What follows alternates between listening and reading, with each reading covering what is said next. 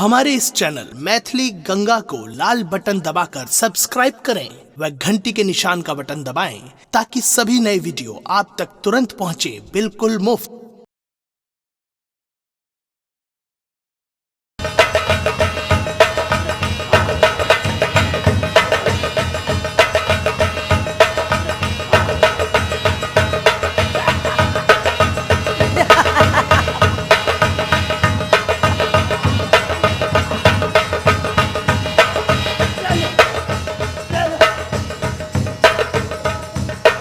भैया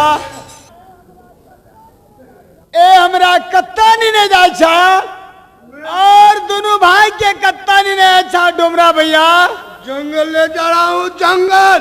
ए जंगल में हमारे पिताजी तोरा की का लगा? तुमको पिताजी ने ऑर्डर दिया है।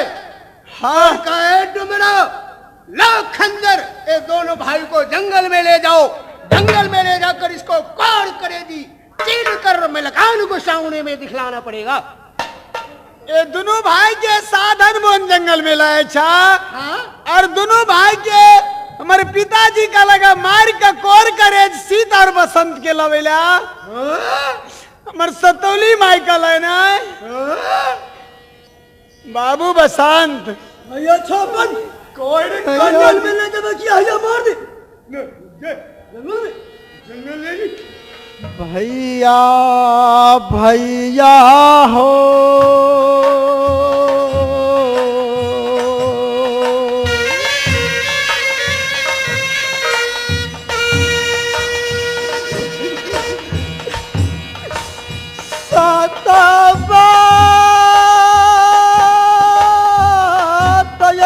मैया हो भैया यही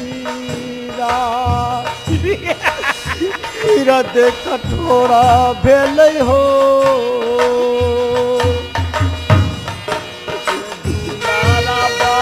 शांता हो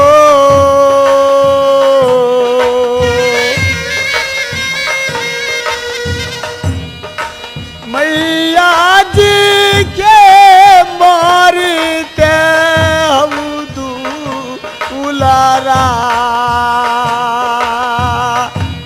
बाबू भेलै पितिया हो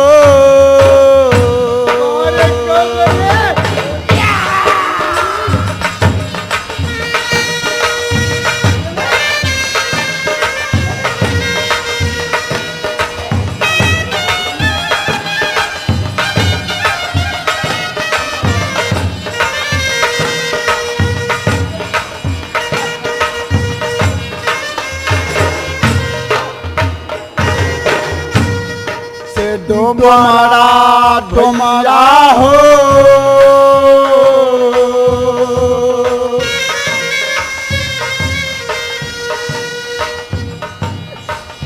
हमारा यही मरने हो यही डोमरा कोनो भला यही पैबा हो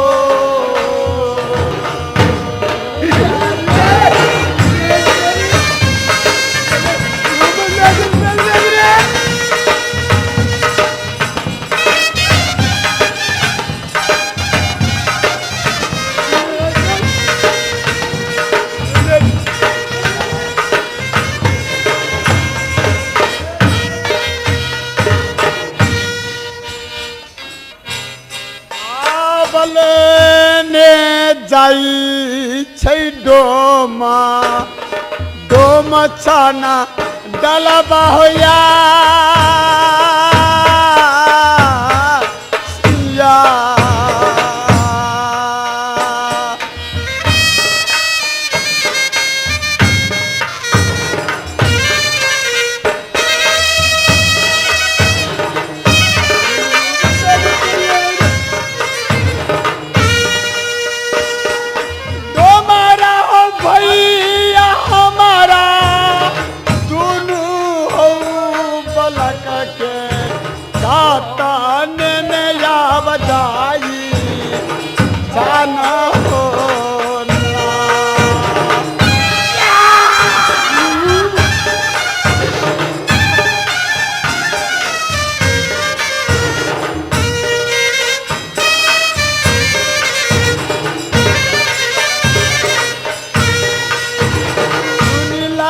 भैया ये बचा बचना हो हमार।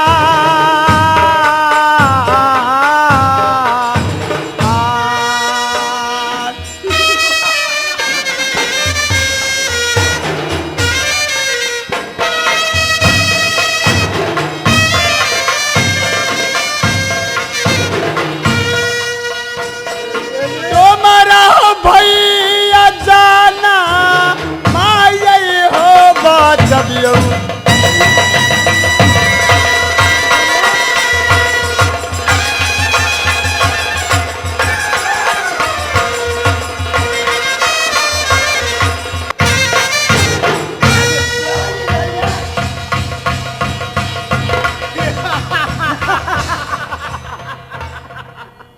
भैया अरे काटन दादे भैया छापन अब तो सावधान बन जंगल में जाएंगे ले सावधान बन जंगल आए हैं। हाँ?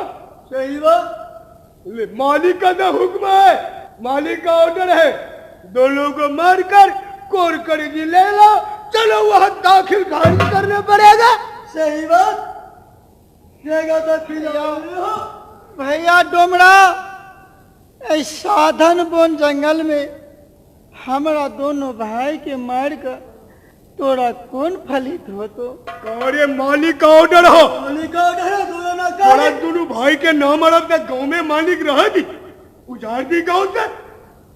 भैया एक साधन बन जंगल में हमारे पिताजी तोरा सबके कहने छलो शीत और बसंत के जंगल में ला जाकर और को मार का कोर करे जाने ला।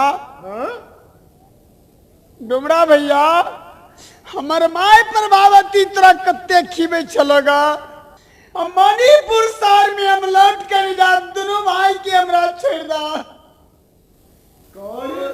बदलवा ना मानो का मालिक रह देगा मालिक ने नगरी में मालिक हमरा के नगरी में रह भैया छोपम साधन बन जंगल में जने शीत के रेज होने सियार के कोनो जंगल झाड़ में जाकर सियार के मार कर कोर करेजा निकाल कर तू हमरा सौतेली माँ के तू देखैया। हम दोनों भाई वही नगरी में नहीं कभी प्रवेश कर, जंगले में जाकर या अथवा बाघ या सिंह खा ले, हम वही नगरी में कभी नहीं प्रवेश कर। ए डुमरा भैया हाँ भीख दुख मांग कर तोरा हम रुपया पैसा तोरा हम दे दे छियो। हमरा दोनों भाई के एक साधन बन जंगल में छोड़ दा। मणिपुर शहर में हम कहियो ने घूर कर जाब ऐया से तू जा कोनो जंगल झाड़ में सियार के मार का कोर करे लगा हमरा माई के खिया दिया। कारे लुटिया हार लुटिया हम भीख दुख मांग कर दे दे छियो। कारे काटन दो भैया छोपन सुनो बुढ़िया मिलकान रहला ना हाँ दोनों भाई के बहुत मानत रहला रे लेकिन तो बहुत मानत रहला। का कर हमरा विचार से छोड़ दो कुछ नोटिया मांग लो। एक काम कर रे नोटिया मांग ले जंगल में कोनो सियार के मार कर कोर कोरी दिले जा राजा साहब के सामने में हाजिरी दाखिल कर दे। कोनो सीन का है हरिया मार ले हरिया के कोर करे लेकर राजा सामने में दाखिल कर दे। ठीक है खोल दे ए चलो नदिया हाँ नदिया हाँ डोमरा भैया हम तेरा भीख दुख मांग का ए साधन बन जंगल में तोरा दे छियो। ऐसे तू कोनो सियार के मार के हमरा पिताजी के दिया कोर यार करे दोनों हाजिर का दिया। हम दोनों भाई मणिपुर में नहीं जाब लेकिन उस नगरी में मत गया नहीं जा भैया। मालिक रहने दे हमरा सब हमरा के चांद पर देखम पड़ी। ले खोल दे खोल दे खोल दे ला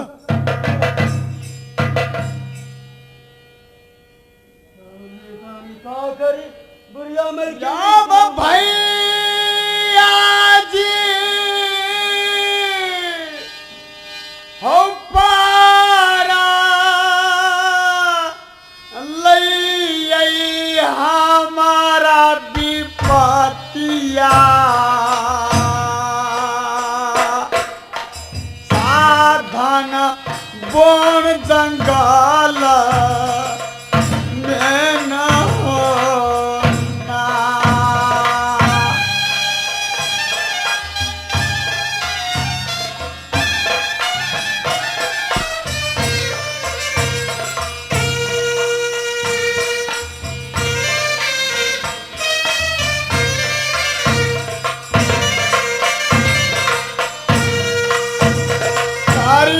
मदतिया बाबू भैया साबैया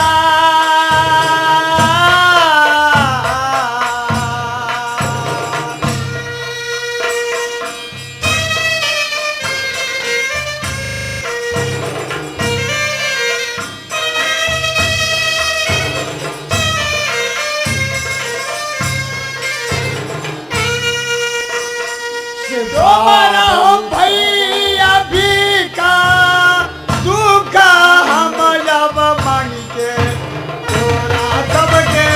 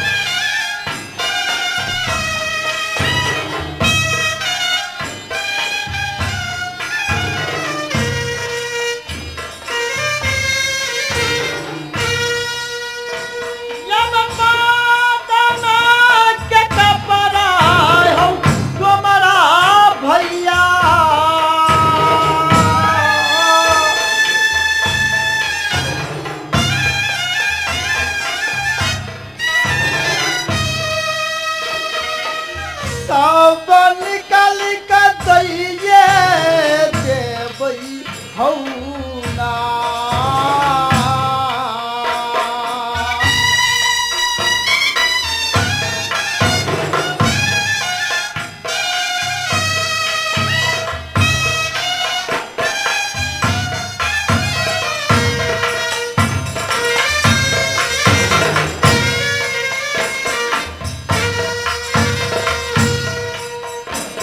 से तुम्हारा हो भैया पूरा तो हो जैसा हमारा यही तलाशी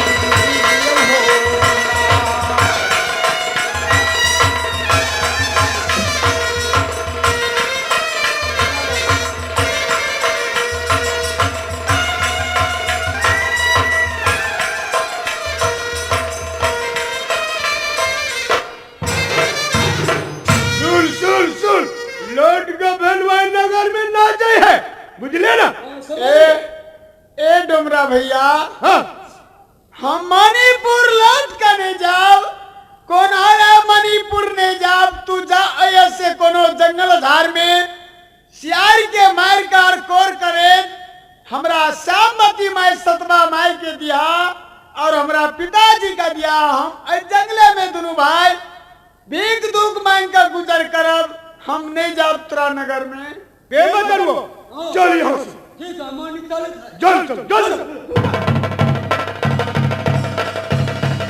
बाबू बसंत भैया बसंत ए जोम से डाल के भीख दुख मांगा और रुपया पैसा देली अपना सब चला साधन वन जंगल में बहुत भूख लग रहा साधन वन जंगल में भीख दुख मांग कर आई जंगल में रहा भैया हाँ बुआ अब अन्न और पानी बेगर कलेजा थर थर कले रहा है भैया बाबू बसंत भैया ऐ जंगल में कहां से हम पानी लाओ पानी के अभेर ने हम कत्ता से पानी तुरा अन्न का पियाओ ऐ जंगल साधन बोन जंगल है 7 दिन 7 रात बीत गए अन्न और पानी बिनु हम कहां से पानी लाओ या बया ही दया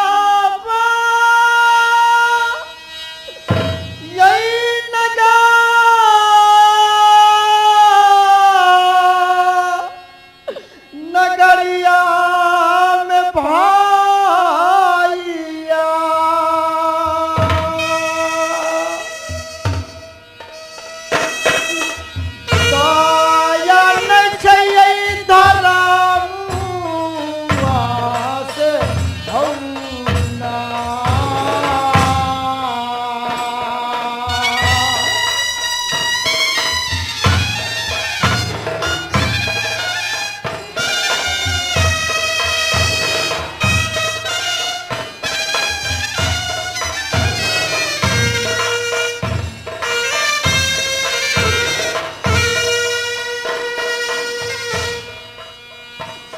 यम चालियौ मैं चालियौ सहोदरा हौ भैया।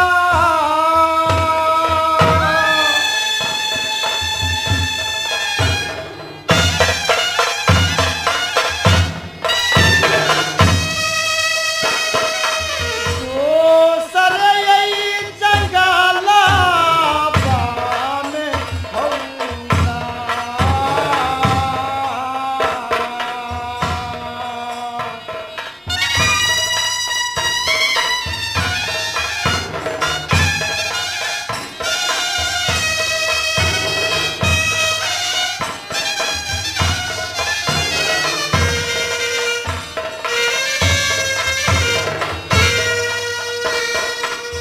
आइया हो पानाता हो लैला एक तोर छतले का बात हौना।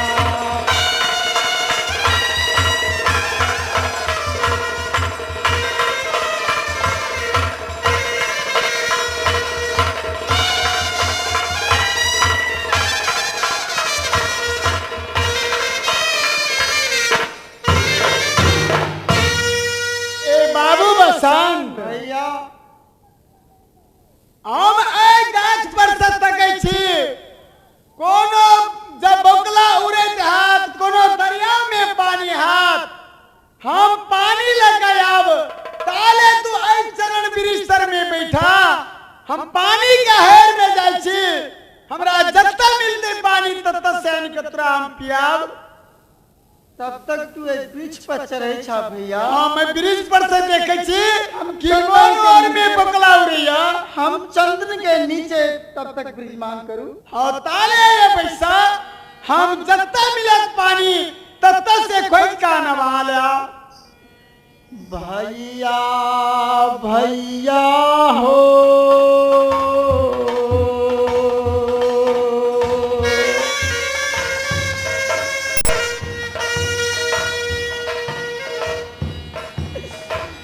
पानी यही बेगर हो सहोदरा ये तू खैया। घुमल कले जाबा हो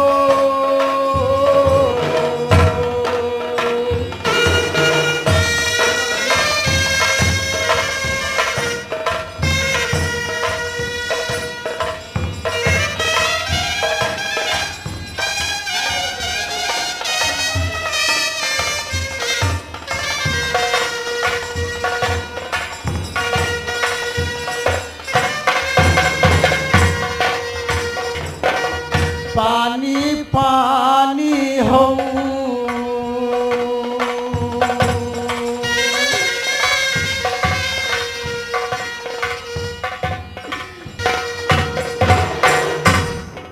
ए बाबू बसंत ऐसा जंगल में तू बैसा हम पानी ले जाइ छी। हम नीचा पृष्ठर में बैठ रहा हाँ कलेजा थर थर थर थर कले प्राले भैया पानी बेच रे। ताले तू बैसा है साधन बन जंगल में हम जाइ छी पानी का हेर में।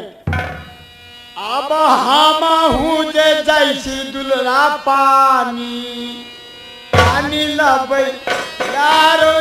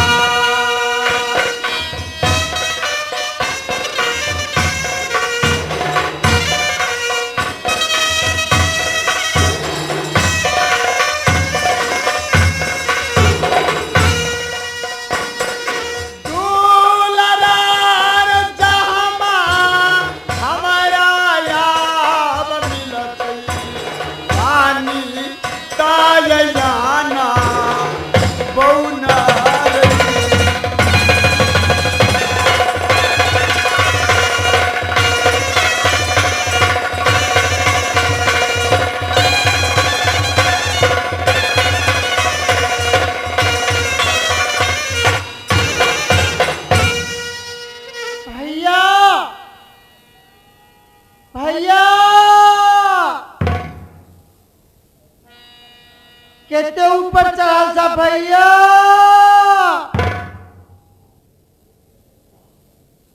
भैया गया है पानी लाने के लिए, मैं पानी पीऊंगा। तब तक मैंने नीचे में बैठ रहता हूँ। भैया गया है पानी लाने के लिए।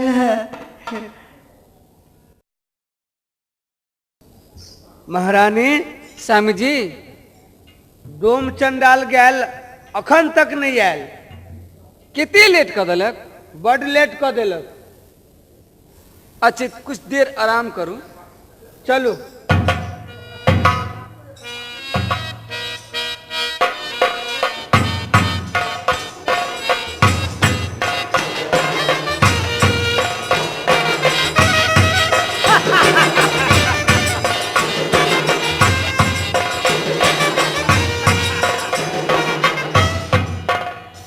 अरे भाई भाई करी जी ले आया और चलो मालिक को देंगे और इनाम भी लेंगे।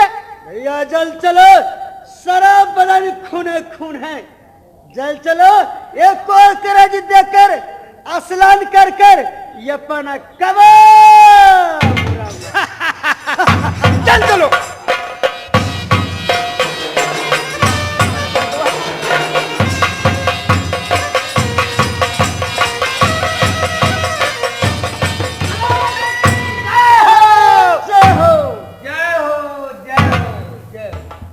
महाराज। क्या ले आया? हाँ लीजिए कोर करे जी, और हम लोग को इनाम दीजिए। हम लोग का इनाम दीजिए जल्द से जल्द, क्योंकि हम लोग जाएंगे भट्टी। ये संभालिए और हमको दीजिए, पका कर खा लेंगे। स्वामी जी ये ले आया कोर करे। लाओ। स्वामी जी आप कितने मन खुशी भेल कहू तो। अब ठीक भेल ने। हाँ अब सबटा दुख चल गेल। सब दुख हरण भ गए। हाँ महाराज अब हम लोग जाएंगे घर और इनाम बख्श दीजिए, क्योंकि दारू पिएंगे। जो देना है जल्द दीजिए। अच्छा तुम लोगों को इनाम बख्शी चाहिए। हाँ, नहीं ठीक नशा है। बिना मन नहीं भाव रहा है।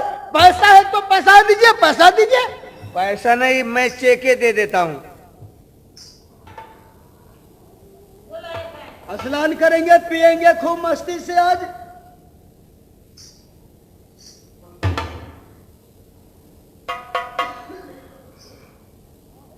आई छोपन काहे रे काटन? 2 डेहरी आज मरना है। डेहरी? 2 चलो। डेहरी मारने से हो जाएगा ना? नहीं 2 ठो से नहीं होगा। कितने तो 3 मारेंगे, 3 डेहरी। 3। हाँ 2 ठो को सब्जी बना लेना, 1 ठो को फ्राई बना लेना। लो 10,000 रुपया लो, रख लो। अरे बैंकों तो नजदीक में है। बैंकों नजदीक में है। हाँ जल्दी चलिए। चलो।